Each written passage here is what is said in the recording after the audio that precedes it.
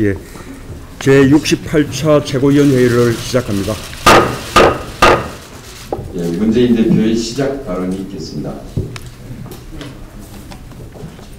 박근혜 대통령이 중동 순방에 나섰습니다. 이번 순방에는 역대 최대 규모의 경제사절단이 동행한다고 합니다. 우리 경제에 도움이 되는 좋은 성과가 있기를 기원합니다. 어제 박근혜 대통령은 3.1절 기념사의 상당 분량을 남북관계에 할애했습니다. 그러나 그 내용은 2013년과 2014년의 3.1절 기념사를 비롯해서 지금까지 대통령과 정부가 해왔던 일방적인 제안에서 한 발짝도 나아간 것이 없습니다. 지금 남북관계에서 필요한 것은 북한을 대화의 장으로 끌어들일 수 있는 진정성이 있는 접근입니다. 저와 우리 당이 이미 여러 번 지적한 바와 같이 의사조치 해제 없이 남북관계의 진전을 도모할 수가 없습니다.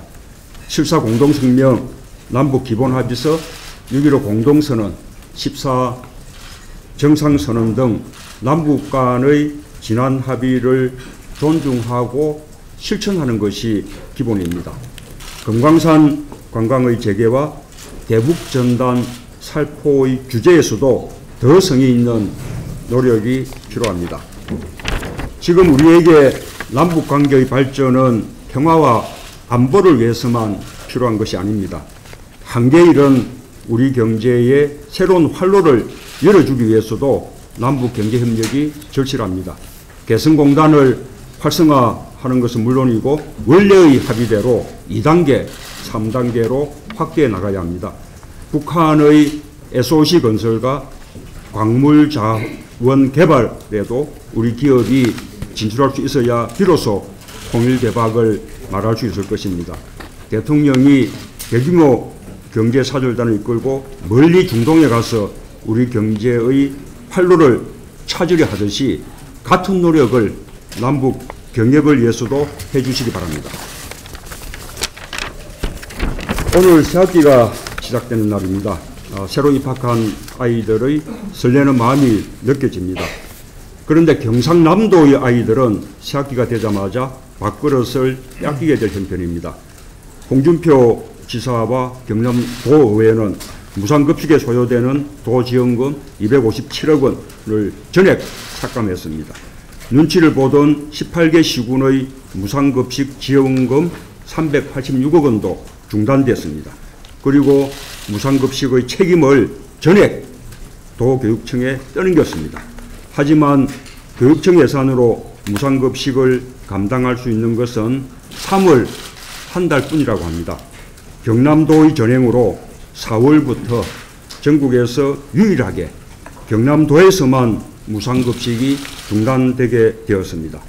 전국 17개 광역시도 가운데 지자체가 부담하는 무상급식 예산이 한 푼도 없는 곳은 경남이 유일합니다. 이에 대한 새누리당의 입장을 묻습니다. 왜 경남의 아이들만 무상급식을 받을 수 없는 것인지 새누리당에게 묻습니다. 아이들이 사는 지역에 따라 급식에서 차별받아도 되는 것인지 새누리당에 묻습니다. 더 이상 어른들의 정치로 아이들의 밥그릇을 빼앗는 일이 생겨서는 안 됩니다. 의무교육기관에는 지역에 상관없이 무상급식이 이루어져야 합니다. 그것은 국가의 책임입니다. 그 책임을 다하기 위해서 중앙정부가 재정 지원을 하거나 의무교육기간 동안의 무상급식을 법제화하는 등의 대책이 필요합니다. 지난주에 있었던 대통령의 인사를 보면서 인사를 이렇게도 할 수 있는 것인가? 인사의 기본이 완전히 무너졌다는 탄식을 금할 수가 없었습니다. 첫째, 현직 국정원장을 어떻게 그대로 대통령 비서실장으로 임명할 수가 있습니까? 국정원의 정치 중립, 정치 불개입은 도대체 어떻게 됩니까? 둘째, 다음 총선에 출마할 국회의원들을 장관으로 임명한 것입니다. 공직 사퇴 시한을 감안하면 장관으로 근무할 수 있는 기간이 불과 몇 달밖에 되지 않는데 언제 업무 파악을 하며 또 곧 나갈 장관이 무슨 수로 부처를 통솔합니까? 이번에 장관 후보자가 된 국회의원들은 제대로 장관 업무를 하려면 적어도 내년 총선 불출마를 약속해야 할 것입니다. 셋째, 현역 국회의원이 대통령의 정무특보가 될 수 있는 것입니까? 국회의원은 대통령과 정부를 견제하고 감시하는 역할을 하는 헌법기관입니다. 대통령 정무특보는 임무가 상충하기 때문에 맡을 수가 없는 직책입니다. 여당을 장악하고 관리해야 할 하부기관으로 여기지 않는다면 할 수 없는 인사입니다. 그분들은 정무특보가 아닐 때도 등 뒤의 청와대를 배경으로 여당 내에서 무소불위의 권력을 행사했습니다. 이제 정무특보라는 날개까지 달았으니 누가 그 말을 듣지 않을 수 있겠습니까? 정무특보로 임명된 국회의원들은 국회의원이냐 정무특보냐 둘 중 하나를 선택해서 다른 직책을 사퇴해야 할 것입니다. 이상입니다. 예, 이어서 김웅근 원내대표의 발언이 있겠습니다. 네, 내일이면 임시국회가 막을 내립니다. 새정치민주연합은 국민에게 한 약속을 회의기 내에 반드시 지키도록 하겠습니다. 국민들이 초미의 관심을 갖고 있는 소위 김영란법은 이번 회기 내에 반드시 처리되어야 합니다. 새정치민주연합은 합의 처리를 위해서 최선을 다하겠지만 만일 합의가 안 되면 정무위 원안대로 통과시킬 예정입니다. 새누리당의 반대로 소위 김영란법이 연기된다면 그것은 국민이 바라는 반대 방향으로 가는 것으로서 이에 따른 정치적 책임을 모두 져야 할 것입니다. 또한 여야가 상임위 소위에서 통과시킨 아시아 문화 중심 도시법에 대해서도 새누리당은 더 이상 정부의 눈치만 볼 것이 아니라 여야 상임위 소위 합의를 존중해서 내일 본회의에서 반드시 통과시켜야만 할 것입니다. 최근 세종과 화성에서 잇따라 발생한 총기 살인 사건으로 온 국민이 불안해하고 있습니다. 세월호 참사 이후에 발생하지 말아야 할 사건들이 더 늘어나고 있습니다. 정부가 국민안전처를 신설하고 각종 대책을 마련한다고 부산을 떨었지만 전혀 상황이 개선되지 못하고 있습니다. 오늘 행정안전위원회에서 이 문제의 실태와 대책을 우리 당은 집중 논의할 예정입니다. 정부의 총기관리 체계 강화와 사회적 갈등 관리 대책을 제대로 수립할 수 있도록 최선을 다하겠습니다. 인사에 관련해서는 대표께서도 말씀하셨기 때문에 이번 청문회에서 특히 이 현역 의원들을 장관으로 차출한 문제에 대해서 불출마 선언 여부에 대해서 철저히 청문회에서 따지도록 하겠습니다. 이제 3월 이사철이 시작되면 전월세가 더욱 치솟을 전망입니다. 집 없는 서민들에게 지옥 같은 3월이 시작된 것입니다. 전국의 아파트 전세값이 가파르게 오르고 있습니다. KB국민은행에 따르면 지난 2월 전국 아파트 전세가율은 70.6%로 지난 2013년 4월 이후 22개월째 연속 상승했고 1998년 12월 조사를 시작한 이래 최고치를 기록하고 있습니다. 전세는 하늘의 별 따기고 월급 봉투에서 월세가 빠지고 나면 하루하루 사는 것이 걱정입니다.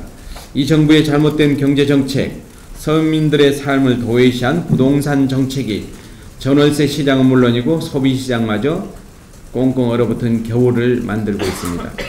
작년에 늘어난 은행권 가계대출 중에서 95.3%가 주택 담보대출이었습니다. 그런데도 부동산 경기는 활성화되지 않았고 전세값만 오르고 있습니다. 부동산 버블과 악성화되는 가계부채가 결합되는 것은 상상적 조차 하기 싫은 끔찍한 악몽입니다. 가계의 세부담은 늘고 빚으로 유지하는 상황을 더 이상 방치해서는 안 될 것입니다. 작년 한 해 증가한 가계부채만도 67조 6천억 원입니다. 맥킨지 글로벌 연구소의 부채 보고서에 따르면 가계부채 취약 7개 중에서 우리나라를 꼽은 점을 심각하게 받아들여야 할 것입니다.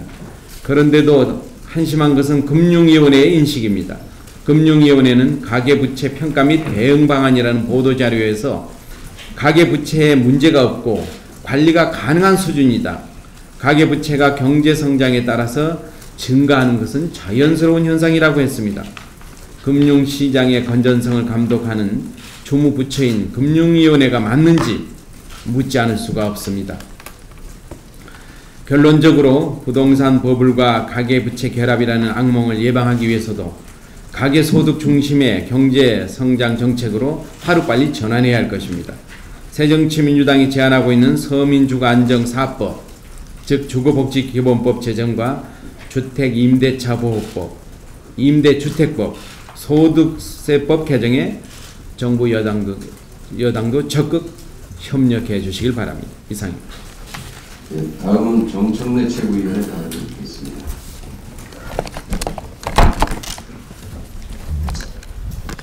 어제 세종문화회관에서 박근혜 대통령의 3.1절 기념사를 직접 들었습니다. 하신 말씀의 내용은 상당히 저는 긍정적이고 잘했다라고 평가합니다. 그러나 그 말이 중요한 것이 아니라 그 말에 따른 실천이 더 중요하다 할 것입니다.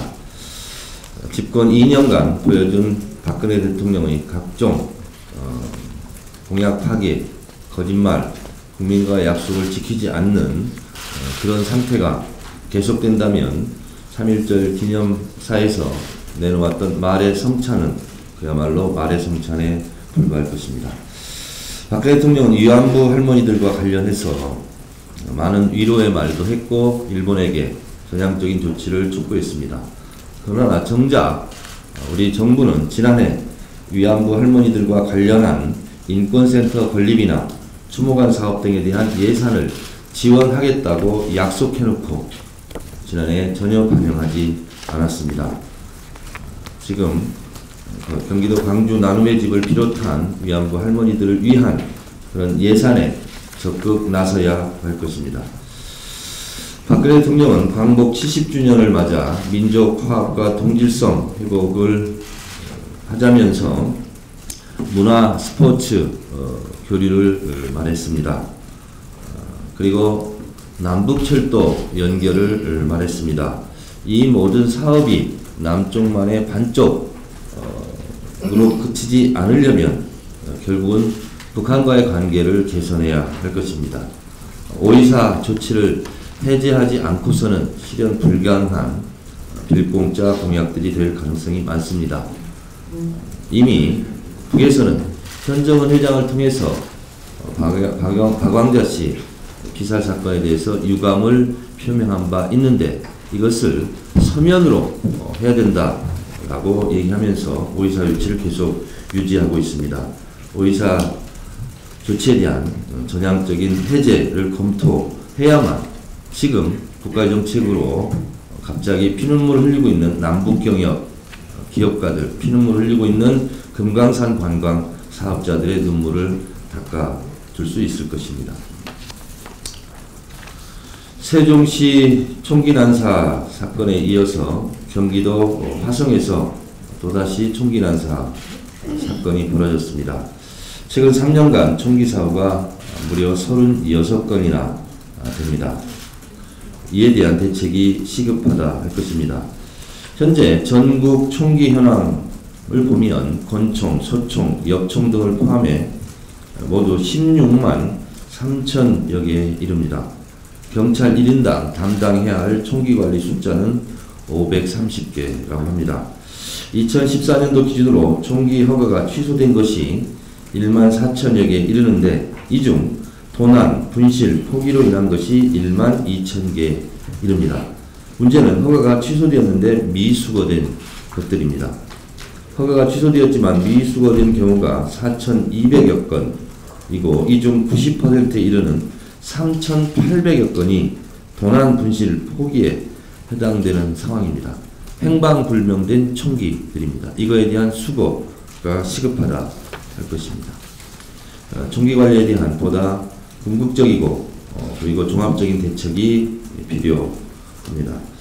어제 미시 시사회 건의 2580에서는 현명관 마사회에 대한 슈퍼 갑질에 대한 집중적인 보도가 있었습니다. 용산의 화상 경마장으로 무리를 빚은 마사회의 슈퍼 갑질을 경계합니다.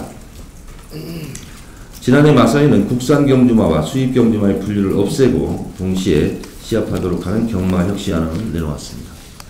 이것은 아무런 대책 없이 쌀 개방을 하는 것과 똑같은 일입니다.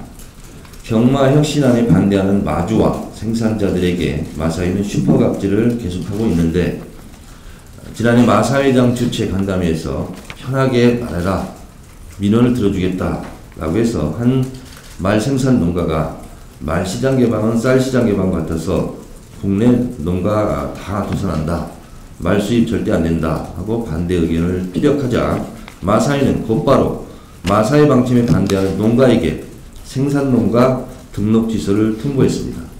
마사회 방침에 반대하지 못하도록 하는 해와 협박이 계속되고 있습니다. 우리 새정치민주연합 농해수위에서 마사회의 슈퍼갑질에 대해서 집중적으로 따져서 눈물을 흘리고 있는 국민들을 눈물을 닦아줘야 할 것입니다. 언론에게 한 가지 부탁드리겠습니다. 똑같은 말을 해도 언론은 이중잣대를 들이대는 경우가 왕왕 있습니다. 박근혜 대통령은 한나라당 의원 시절에 노무현 대통령을 향해서 참 나쁜 대통령이다 이렇게 말했습니다. 김무성 의원은 노무현 대통령 당선 직후 제 마음속에서 노무현이를 대통령으로 인정할 수 없다, 이런 기조로 계속한다면 퇴임운동을 벌이겠다 라고까지 했습니다. 이것은 고운 말입니까? 저는 이런 상태에서 김무성 대표가 참회와 반성 없이 봉화마을에 가서 고개를 숙인다고 반성하는 것이 아니다, 화합하는 것이 아니다, 참 얼굴 두껍다 이렇게 얘기했습니다. 김무성의 전의 발언은 고운 말이고 제 말은 막말입니까? 박근혜 대통령은 대선을 공약을 파기한 진짜 나쁜 대통령이다, 제가 이렇게 말했습니다.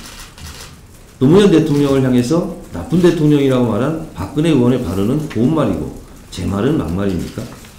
균형을 잡아 주시기 바랍니다. 언론의 중요한 소임은 권력을 감시하고 비판하고 견제하는 역할일 것입니다. 권력을 견제하고 감시하고 비판하는 사람을 비판하고 비난하는 일이 언론의 소임은 아닐 것입니다.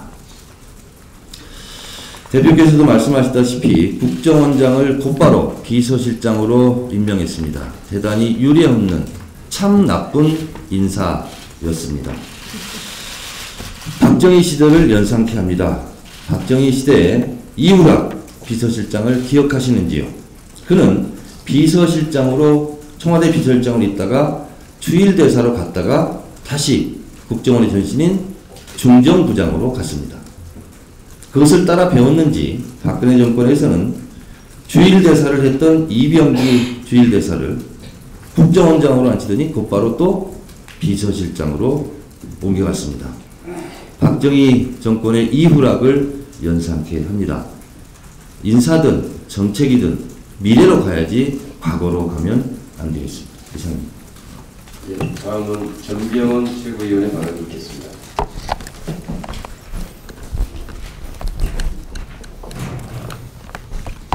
이번 인사로 인해서 대통령과 국민 사이에는 산맥이 하나 솟아났습니다.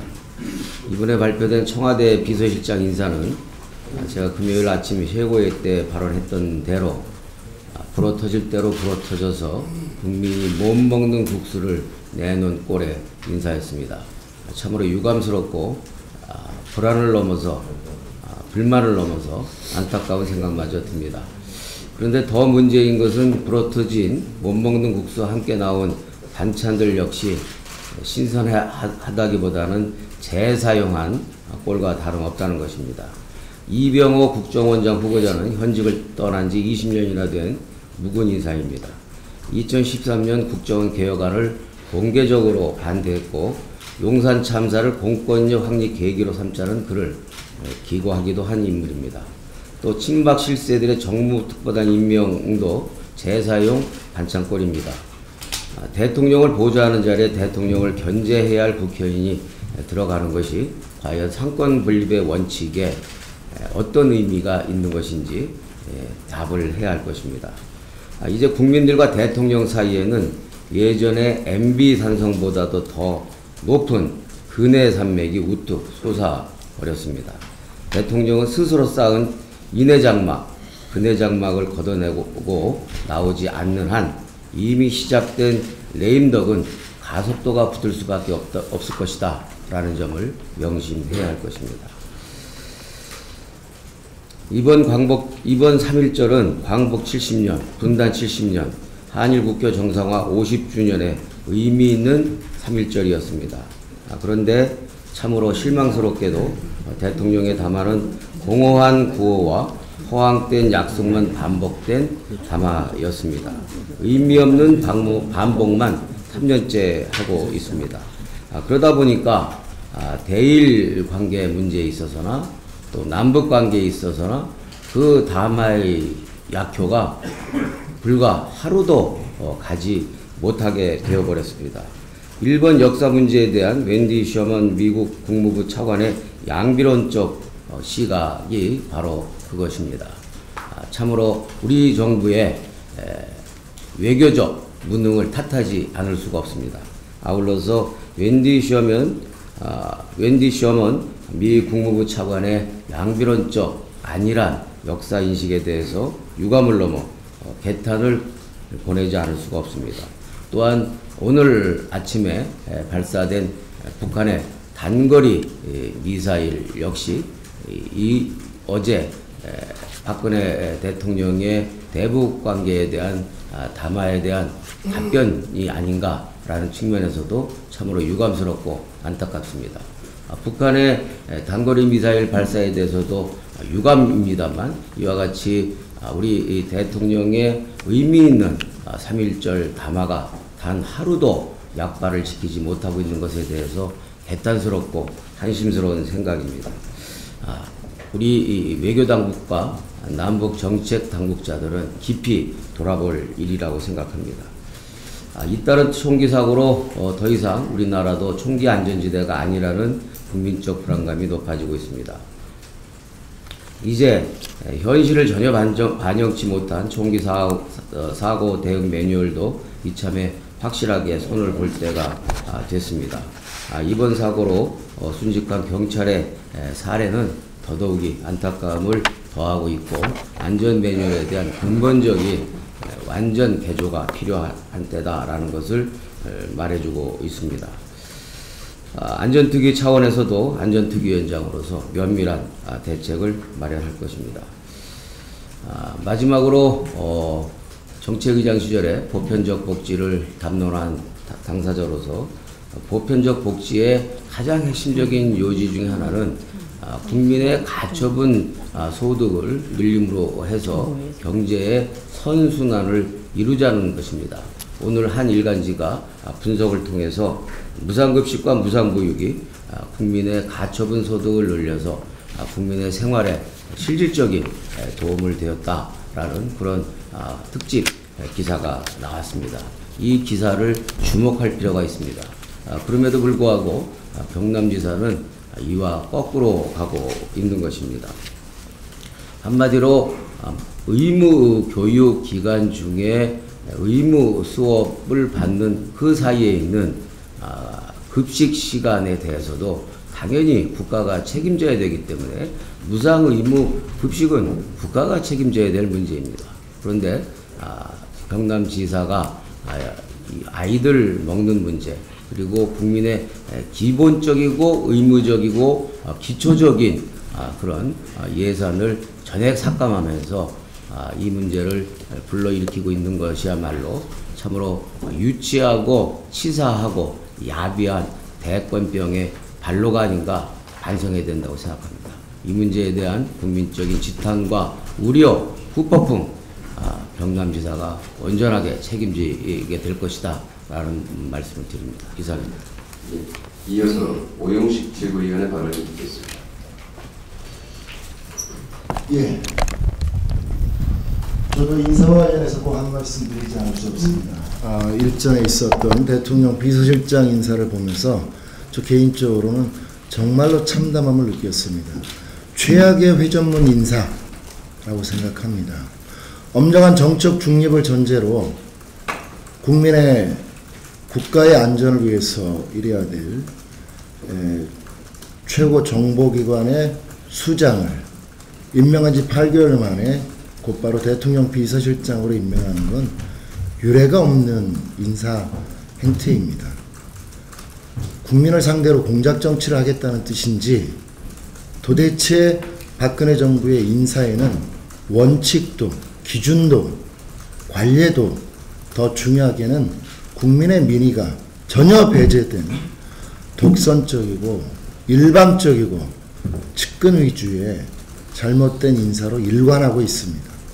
정말로 이 정부의 인사에 대한 전면적인 재검토와 함께 인적 쇄신의 결단을 다시 한번 강력히 촉구합니다.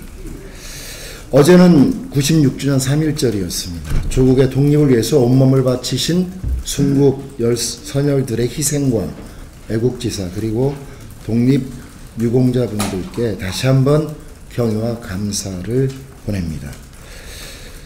지난 27일 미 국무부 웬디 쇼먼 정무차관의 과거사 관련 발언 매우 유감스럽고 당혹스러움을 감출 수 없습니다. 올해 들어서 벌써 두 분의 피해 할머님들이 평생 가슴에 맺힌 상처를 치유받지 못한 채 돌아가셨습니다. 이제 겨우 53분 남아 계십니다. 이분들의 명예 회복은 아직도 요원한데 일본 정부는 70년 만에 과자값도 안 되는 199엔을 배상한다고 하질 않나 역사 왜곡도 서슴지 않고 있는 실정입니다. 상황이 이러함에도 미 국무부 차관이라고 하는 사람의 과거사 인식은 참으로 개탄스럽습니다. 동북아 안정과 질서 유지만 강조한 채 미국의 전략적 경제적 이익 극대화에 치중하고 있기 때문에 이런 발언들이 나오게 된 것이 아닌가 생각됩니다. 전쟁 당사자인 미국으로서는 일본에게 과거를 덮고 가자는 식의 입장 정리가 가능할지 모르겠지만 우리처럼 식민지 침략과 강제 병합을 당해서 지울 수 없는 역사적 참상을 겪었던 피해자에게는 과연 이런 말이 가능할지 되묻지 않을 수 없습니다. 이러함에도 성의 있는 조치를 촉구한다는 정도의 무성의한 답변만 내놓고 있는 정부, 이제라도 미국에게 분명한 국민의 뜻을 전달해야 한다고 생각합니다. 일본의 진정한 사과와 용기 있는 반성을 통해 주변국의 아픔을 치유해야지만이 미래를 향한 동반자적 파트너십의 형성이 가능하다는 것을 분명하게 밝혀야 전달해야 한다고 생각합니다. 이상입니다. 이어서 유승희 최고위원의 발언을 듣겠습니다.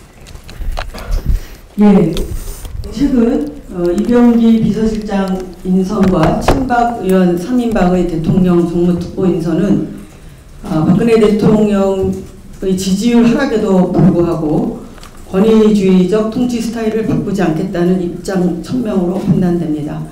정권의 고립과 국민의 불신을 초래해 조기 레임덕을 가속화시킬 최악의 선택이다 라고 규정하지 않을 수 없습니다. 이병기 비서실장은 원조 친박 출신으로 현직 국정원장의 비서실장 인선은 헌정 이래 최초일 것입니다. 아마도 소통이나 국민의 통합과는 거리가 먼 인사로 권위주의 통치 강화를 위한 포석이 아닐까 우려됩니다. 또한 국정원장의 비서실장 이동으로 집권 중반 이후에 청와대발 공작 정치의 강화도 우려됩니다. 박근혜 대통령이 현역 국회의원 친박 3분을 청와대 정무특보로 임명한 것은 위헌입니다. 헌법기관인 국회의원을 국회의 견제와 감시의 대상인 대통령의 참모로 앉히겠다고 하는 것은 상권 분립의 헌법 정신을 위배하는 것입니다. 게다가 이들은 야당을 무시하고 박근혜 대통령 나팔수 역할을 해온 대표적인 인사들입니다. 야당과의 대화를 소홀히 하겠다고 하는 국회 무시 발상의 산물이고, 게다가 국회법 제29조는 국회의원은 국무총리 또는 국무위원의 직 이외에 다른 직을 겸할 수 없다고 규정하고 있습니다. 한마디로 국회의원이 청와대 정무특보를 할 수 없다는 것입니다. 상권분립의 헌법 정신은 반드시 지켜져야 합니다. 국회는 대통령이 다루는 기관이 아니라 존중하고 협력해야 할 국민의 대표 기관입니다. 최근 새누리당 의원들의 내각 참여와 이병호 국정원장 임명은 대통령의 인사가 무원칙하고 개혁과 거리가 주먹구구식 관행에서 벗어나지 못하고 있다는 점에서 심각하게 우려를 제기하지 않을 수 없습니다. 지금 현재 내각에 참여한 현직 의원은 국무총리에서 2명의 부총리 등 6명입니다. 이들이 총선에 출마하면 10개월짜리 내각에 불과한데, 이는 안정적인 국정 운영을 저해하는 정말로 무원칙한 내각 인사의 극치이기 때문에 국무총리와 2 부총리는 조속히 총선 불출마를 선언할 것을 요구합니다. 그리고 3명의 장관 후보자도 인사청문회에서 반드시 불출마를 확인해야 할 것입니다. 애매한 태도로 회피하면 우리는 청문회에서 이를 묵과하지 않을 것입니다.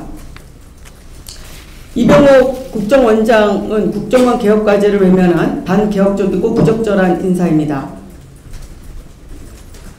이병호 후보는 철저한 개혁에 대해서 부정적인 인식을 표출해온 내부 인사로서 국정원 대선 개입과 최근 불거진 논두렁 사건에도 아랑곳 없이 이런 인사를 실시한 것은 박근혜 대통령의 대선 공약에도 불구하고 국정원 개혁의 과제를 포기한 것으로 볼 수밖에 없습니다. 지금 이병호를 포함한 모든 장관 후보자에 대한 그 청와대가 철저한 사전 인사 검증을 했는지 이번에도 따져보지 않을 수 없습니다. 지금 이완구 총리에 대해 청와대가 전혀 인사 검증을 하지 않은 직무유기를 저질러 놓고도 지금 현재 책임자 문책이나 대국민 사과가 전혀 없었습니다.